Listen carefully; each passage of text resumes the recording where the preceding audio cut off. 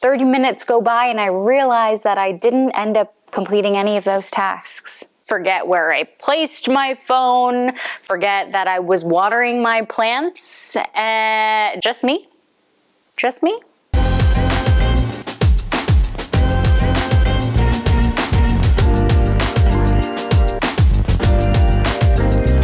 Hello, fellow plant weirdos. It's your girl Carmiel Marceline, and I'm so happy that you're here. If you are new to the channel, hey, welcome to the family. We unabashedly hyperfixate on plants here. Technically, I hyperfixate on everything and anything. I'll be mid-task and completely forget what I'm doing. I'll get distracted by my phone, forget where I placed my phone, forget that I was watering my plants. Just me. Just me. I was somewhat recently diagnosed with ADHD, which is attention deficit hyperactivity disorder. Goodness, that took a long time to memorize, which honestly explains a lot.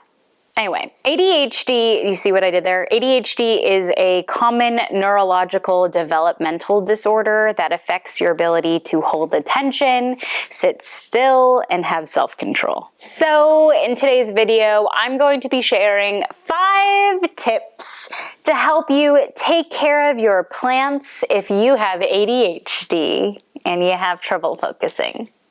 So let's get into it. Tip number 1, create a thought dump.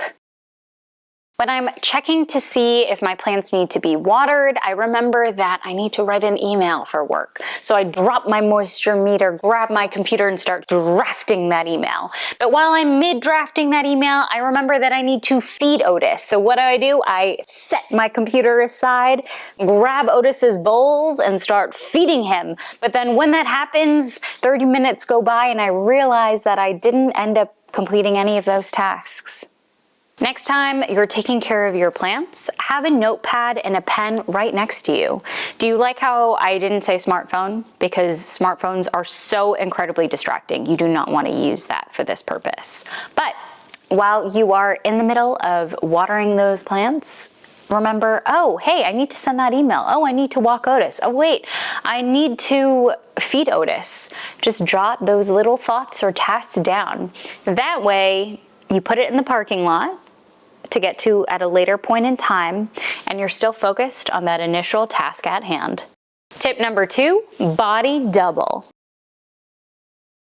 This is exactly what it sounds like. You are going to have a person who is next to you or near you while you are completing a task. They can be virtual, they can be physical, as long as they are there to hold you accountable. They can't be your friend that talks your ear off, that wants to tell you about every single moment in their life over the last 24 hours.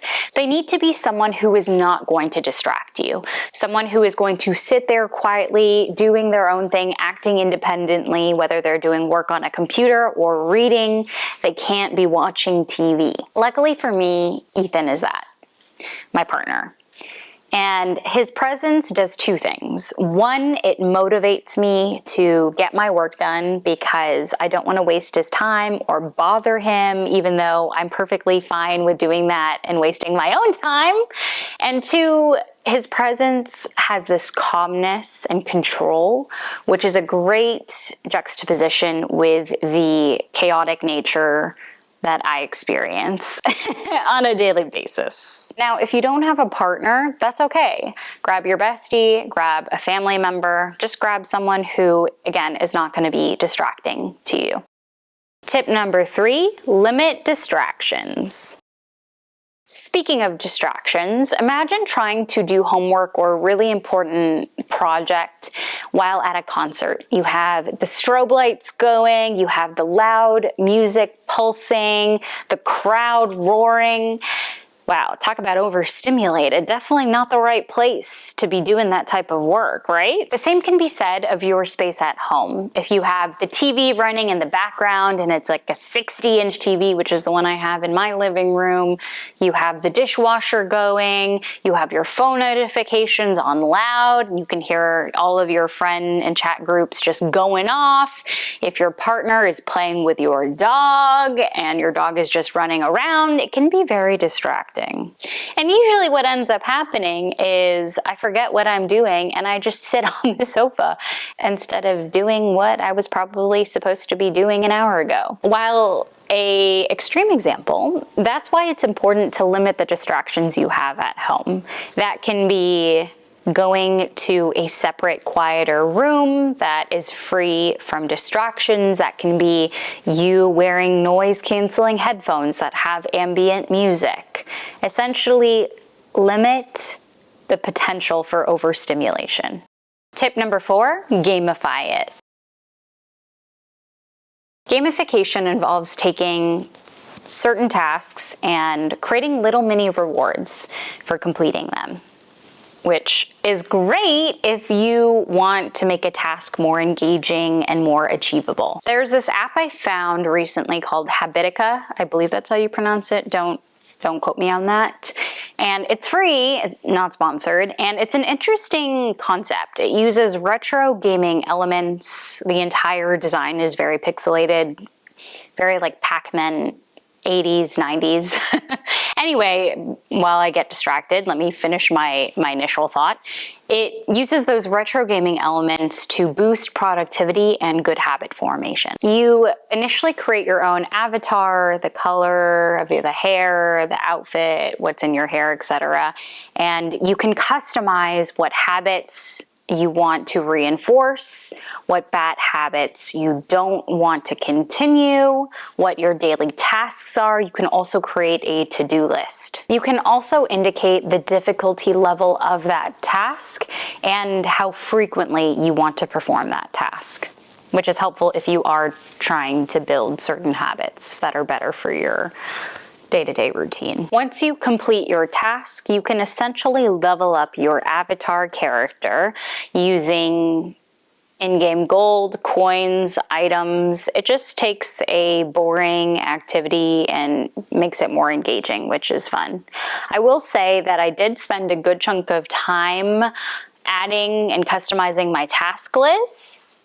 So be weary of that, to be honest, but I will keep you posted on how this goes and if it's helpful. Tip number 5, the Pomodoro technique. I didn't realize that there was an actual term for this, but hey, the more you know. And this is a time management tool that essentially breaks down tasks into different intervals to make them more manageable. So first you got to start off by creating a to-do list.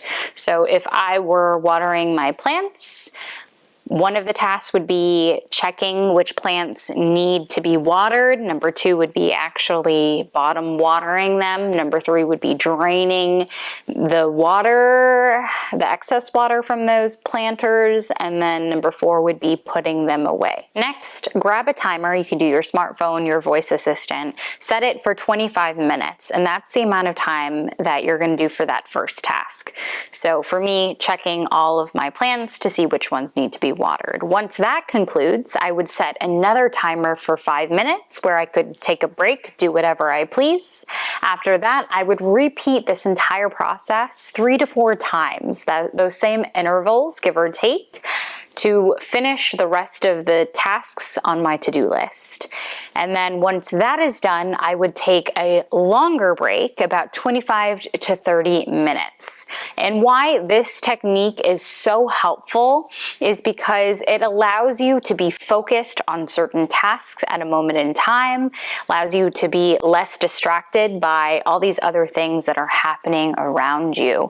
And lastly, it helps you from hyperfixating on on one task for too long. There you have it. Those are 5 plant care tips if you, like me, have ADHD and have trouble focusing. Were any of these helpful for you? Any of them that you're gonna try? Let me know down below in the comments. If you liked today's video, hit that like button. If you wanna see more videos like this, hit that subscribe button. And if you wanna be notified every single time I post, ring that bell. And with that, I hope you have an amazing rest of your day. Thanks for spending it with me, and I can't wait to see you in the next one. Until then, bye!